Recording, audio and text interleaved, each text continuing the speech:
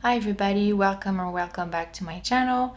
My name is Laurence and I post art videos. Today I just wanted to do some swatching because if you've watched my last video, you know that I've started another project, which is to create these types of landscapes based on pictures that I took when I went up north, and hopefully do a little exhibition when I have created a big enough body of work. I hope this exhibition will happen, but truly it's just fun to have a motivating goal like this one. So if it happens, then that's very nice and I will be really happy. But if it doesn't, it will have allowed me to create a body of work, something that is cohesive, which I think is always a good exercise. But the problem that I face right now is that there's a couple of paintings that I created while I was up north. It was in September, so it's been a few months already, and I went up there with a very limited selection of art supplies. Now that I'm back home, I have access to all my supplies and I want to create more of these, but I want to keep a cohesive color palette. The thing is, I don't exactly remember which colors I used to create these. I tried to create one here at home. So these are the ones that I created there. Okay, let me show you first. I have this one. I love it. I think it's one of my favorites. I created this one. Oh, I love this one too. This one and this one. So this is the style that I want to emulate. Here at home, well, I tried a different type of paper, so there's that too. I created this one.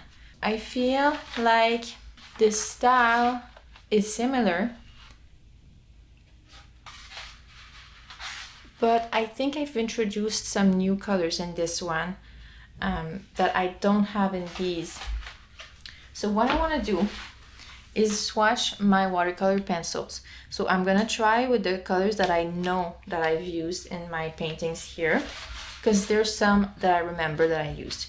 And there's other pencils that I'm not sure. I think I might have used them, but I'm not 100% sure, so I'm gonna swatch them also, so we'll be able to compare the colors of these pencils once they're swatched to the colors that I've used here. For these ones, I've also used a little bit of watercolor, especially in the sky. I know that for this bright orange, I've also used some quinacridone sienna from Daniel Smith, so I remember that. So there's that. I know that I've used some watercolor for these mountains here, but I just want to hone in on what watercolor pencils I used, and then the rest as of watercolor. I know it's very simple because I've only brought this palette. It has a limited amount of colors.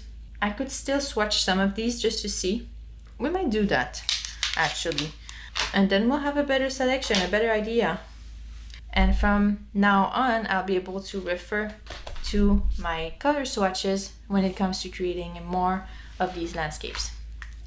Okay, I wrote a little title here, and now we're ready to start. So I kind of already decided on an order. I will try to have it make sense, but you know, it might not, and it's okay. So we're gonna start with Derwent Inktense Mustard. So I think what I'm gonna do is I'm just going to do a swatch like this, and then later I'll add the water. So I know that this is a beautiful yellow once swatched. I know that I've used it here and there for some pops of colors. And another way that I've remembered if I use some pencils or not is just by looking at the length of them. So mustard is done. Then we have Derwent Inktense Amber, which also becomes a very nice earthy yellow once swatched with water. We'll see all of that later. So I think I'm going to finish this first row of colors that I know that I've used, and then I'll add the water, and then we'll just move on to the second row. Okay, so now I have these two kind of earth orange colors, or like rust colors, and what's very confusing about them is that this one looks lighter than this one, but in fact this one, once swatched, is lighter than this one. So I'm always getting confused, but now I know, so I'm careful about it. So we have baked earth and red oxide. So we're gonna swatch baked earth first.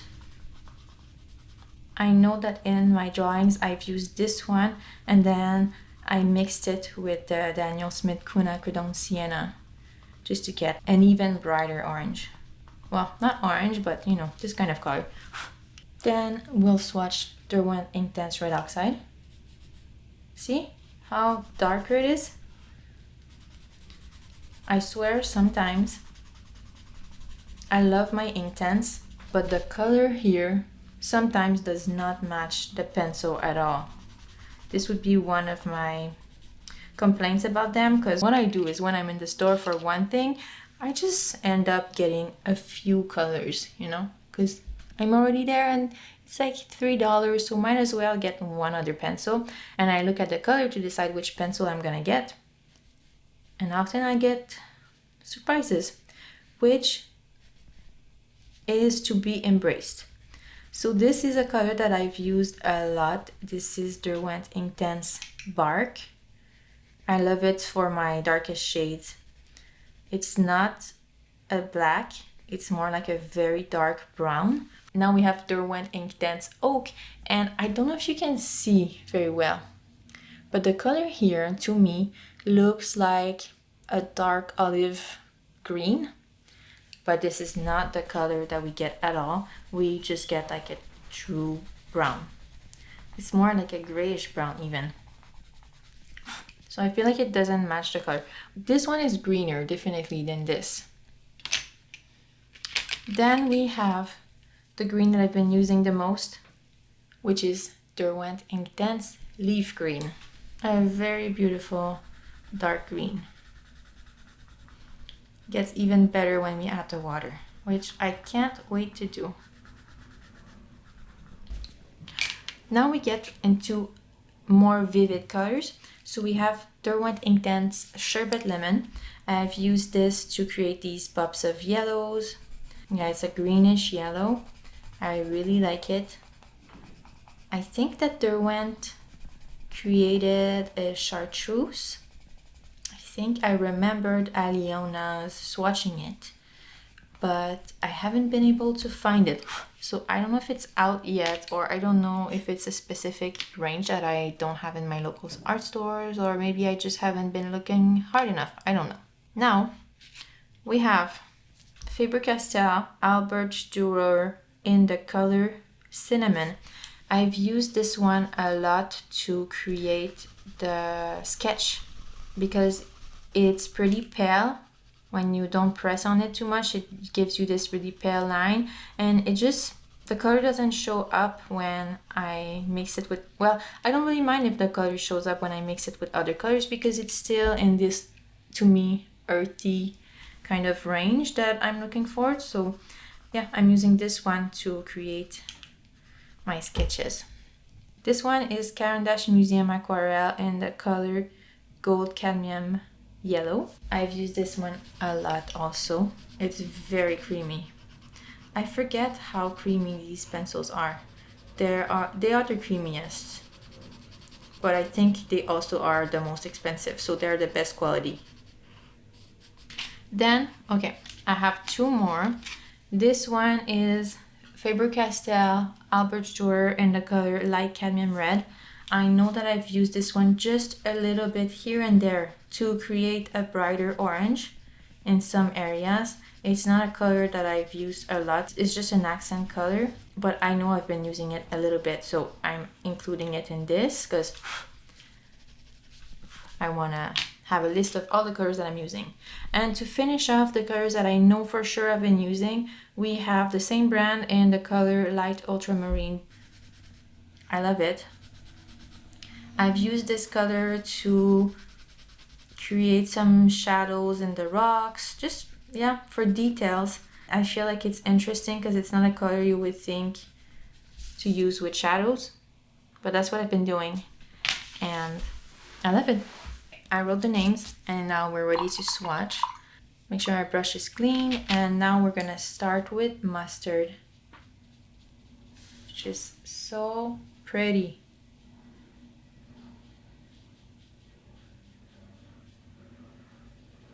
Here we go.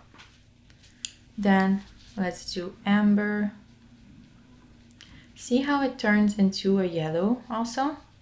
Well, it's kind of a yellowish brown, or a brownish yellow maybe. This is something I was not expecting when I just looked at the color on the pencil. Now we have baked earth, which becomes this beautiful rusty orange. Very vibrant, as are all of the Inktense colors. Then red oxide. So beautiful. And let's just look at what they look like. So this is red oxide and this is baked earth. I feel like they should have switched the color because this one looks more like this and this one looks more like this, but is that a mistake? I don't know. That's why I get confused. Now we have bark. When you add the water, it becomes a bit cooler. You can see a hint of purple in there, which I really like. I feel like it gives a lot more dimension to the color I'm using as my darkest. Then we have oak, which, as you see, is a brown. And leaf green. I really like this color when it's swatched. I think that's when it becomes its prettiest. Then sherbet lemon, so pretty. You know, it's amazing for a beautiful pop of color. Great for fall landscapes. Then we have the cinnamon, which, as I said, I've been using more for sketching. I haven't been using it that much for drawing and filling in colors. And as you can see, when you add the water, it becomes quite pale, so it's really good for sketching. Museum aquarelle, gold cadmium yellow. You can see it's very vibrant, it's very beautiful. And light cadmium red. For a pop of color, oftentimes I've been mixing it with baked earth or red oxide. I've been mixing the two colors together and then adding the water on top. And then light ultramarine. When you add the water, it becomes very light, so I've been drawing with it more than using it with water. Here are the colors that I think that I may have used. I know that I've used some of them, but I'm not sure exactly which ones, because some of them are a little bit similar, so I want to swatch them and then compare them to the paintings that I've created just to see which one of them I've used. And when I've confirmed that I've used them, maybe I'll put a small dot next to the name, and from now on I'll know that I can include these in my color palette. First, I have this very small pencil. It's a Faber-Castell, I don't know, it says Art Grip Aquarelle here. I know it's in the color terracotta. So let's just swatch it here. It's very creamy. I'm pretty sure that I've used this one in my most recent drawings, but I'm not sure if I've used them in my previous one. So I'm excited to compare the colors and see. This one is very small, but it's because I've had it for a long time. Then we have Caran d'Ache Supra Color 2 in the color Green Ochre. I tried to create an order again this time. This one I might have used it.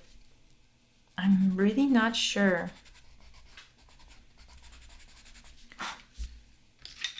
Alright, now some more vibrant yellows. Derwent Inktense in the color Sun Yellow.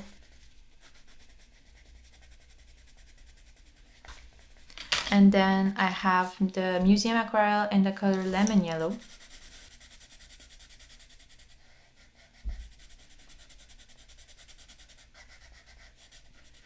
And then we get into some greens. Here we have another Supra Color 2 Soft by Caran d'Ache in the color Lime Green.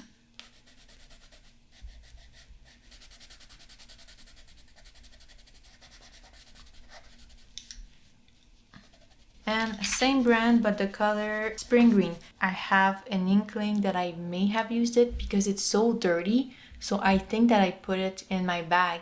I had a lot of stuff in that bag, so I think that these pencils get dirty. I may have brought this one and not that one, because that one is much cleaner. These are very similar color, but yeah, this one is yellower than the previous one.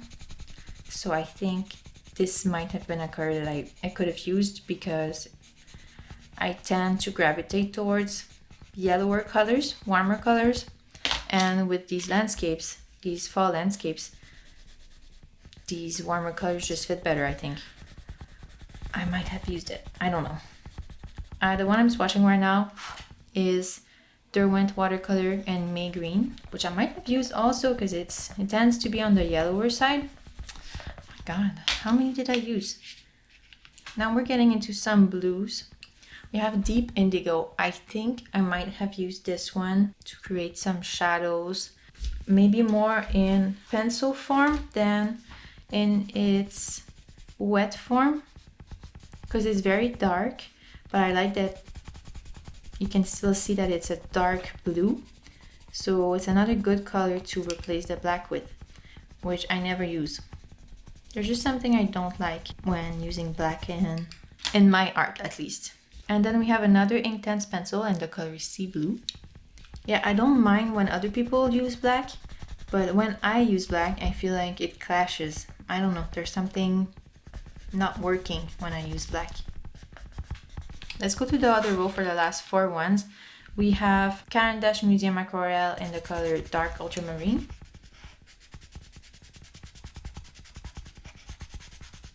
Then we have some greens. Derwent Inktense in the color Teal Green.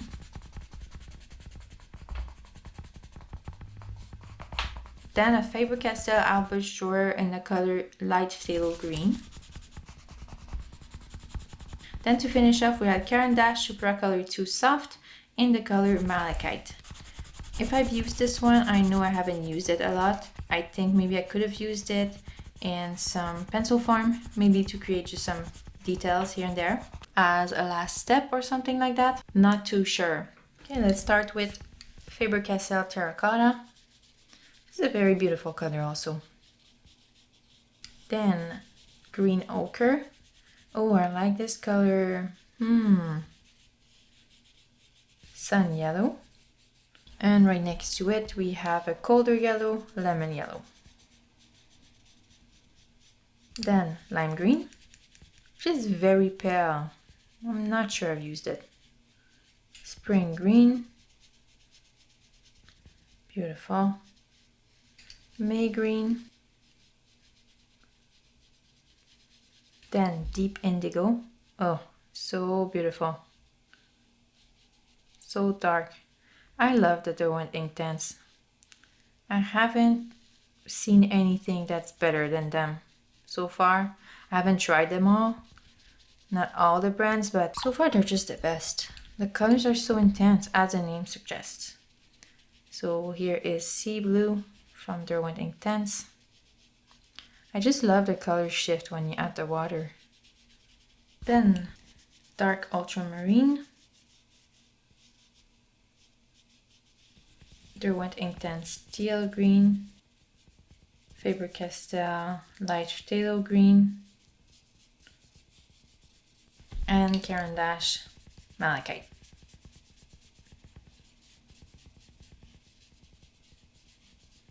There also are some watercolors that I know that I've used or that I think maybe I used, so I just want to swatch them here and on the other page as well. First of all, we have Holbein Quinacridone Gold. I think I might have used it sometimes instead of adding just plain water to activate these pencils. Sometimes I would just dip my brush in a watercolor and some water, and then I would activate a pencil to have these colors mixed together and create something a bit more interesting. Then we have Winsor & Newton Yellow Ochre, which I am pretty sure that I've used as is or in mixes. That one I'm sure of. I know I've used it in mixes, which I'll show you later. Then we have Daniel Smith Lunar Earth. I'm not sure if I've used this one, but I feel like it would have been a fitting color for this project. Then Daniel Smith Quinacridone Sienna, which, as I said, I know that I've used when I wanted some brighter colors, something, you know, a bit more fiery. Then right next to it we have Transparent Red Oxide by Daniel Smith. I'm not sure I've used this one. Then here we have Daniel Smith Green Gold, which is such a beautiful color.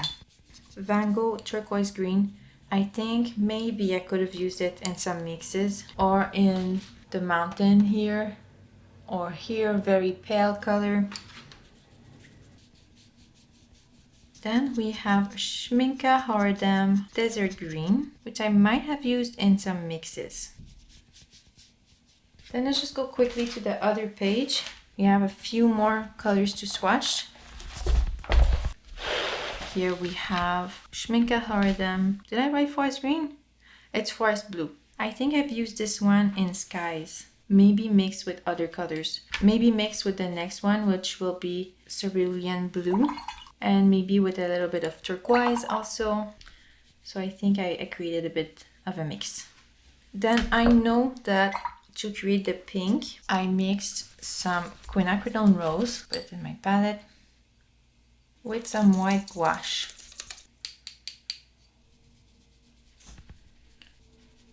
Also, I did a mix where I added a little bit of Winsor & Newton Yellow Ochre in there, just to have it a bit on a more peachy side.